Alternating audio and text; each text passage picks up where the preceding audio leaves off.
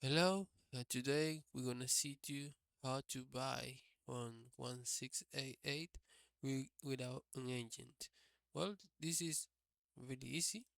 The first step we're gonna do is we're gonna find our browser and we're gonna find this page 1688.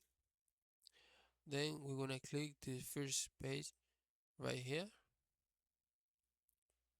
Well, um,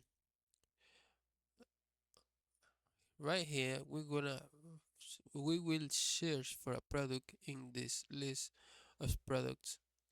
Once we find it, we're gonna select this one. We will have to click on this button to log in and proceed with the purchase right here. You can translate this page, clicking,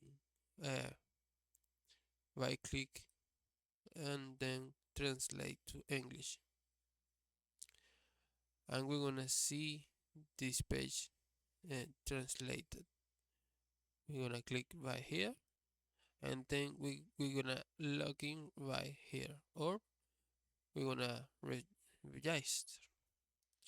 Once we log in, we're gonna buy it, um, and we're gonna send the product to our direction. Okay, it's really easy, and then we're gonna receive the product.